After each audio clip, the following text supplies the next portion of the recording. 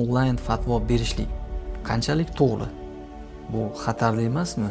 Ya'ni chetda turib olib, ma'lum kishilar tomonidan internet orqali boshqa bir kishiga fatvo berish.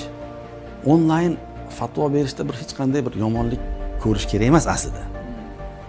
Chunki qaysidir insonlarni hayoti o'sha virtual olam deymizmi? Shu olamga kirib qoldi-da. Ya'ni bu dunyo ham xuddi ikkiga bo'linib qolgandek bo'ldi-da. Haligi nima bo'lib, odamlar faqat shu nimadan chiqmaydigan, o'sha raqamli virtual olamdan chiqmaydigan va oddiy jonli muloqotda yuradigan insonlarga bo'linib qoldi. Endi ular har bir narsani shundan qidirib o'rganib qoldi endi. Ularga ham baribir sifatli, yaxshi kontent kerak-ku, to'g'rimi?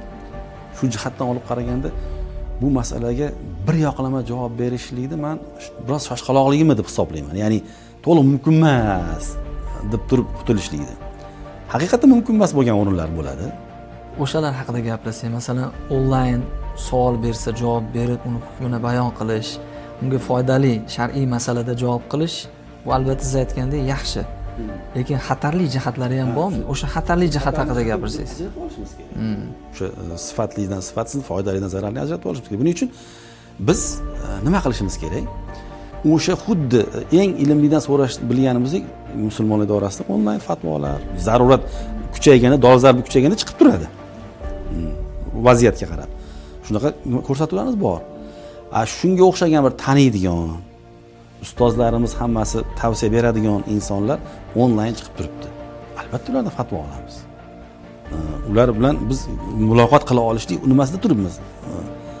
Lekin biz ko'pincha taqiqlaydigan, xatarga yo'liqtiradiganlari biz bilmaydigan. Na mazhabini bilamiz, na o'zini yaxshi taniymiz, qayerda ilm olganini, qaysi shayxdan ilm olganini bilmaymiz. U hali kitoblarni ikkitasi yoniga qo'yib olib, shuni o'qiyotgandek ko'rsatib, nima qilishligi bilan u olim bo'lib qolmaydi. Biz ajratib olishimiz kerak. Foydali kim, zararli kim? Biz o'zimiz taniymizmi? Mayli taniganimiz, bilganimiz onlayn chiqar balki, chunki u inson texnologiyalardan yaxshi foydalana olar.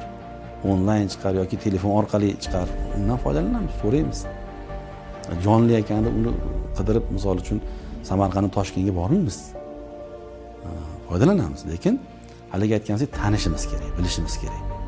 Uni ustozi borligini, qayerda o'qiganligini, mazhabi nimaligini, bizni to'g'ri yo'lga boshlovchi yoki noto'g'ri yo'lga boshlovchiligini shu tomonlariga farqiga borib keyin onlayndan foydalansa bo'ladi. Yana masalalarga ham bog'liq.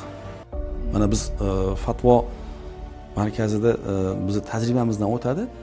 Qo'l markaz orqali qo'ng'iroq qabul qilinadi yoki bo'lsam internet orqali savollar yo'llashadi.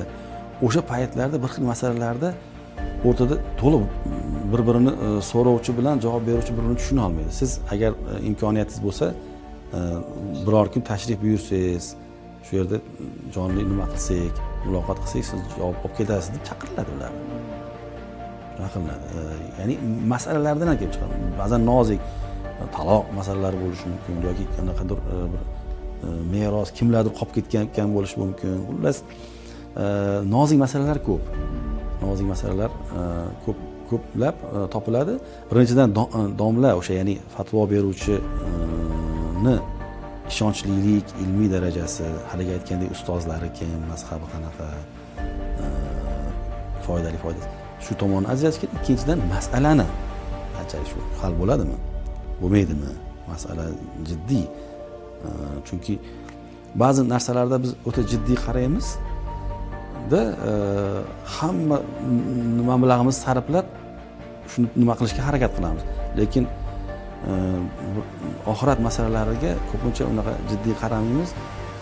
Hozir bo'linglar, kelinglar desangiz, men bora olmayman ham deb qo'yadiganlari chiqadi ba'zi birlar ichida. Shunaqa odamlar jiddiy bo'lishligi kerak. Bu masalani yuzma-yuz hal qilinishligi kerak bo'ladi. Ana o'shalarda biz onlayndan foydalana olamiz har doim.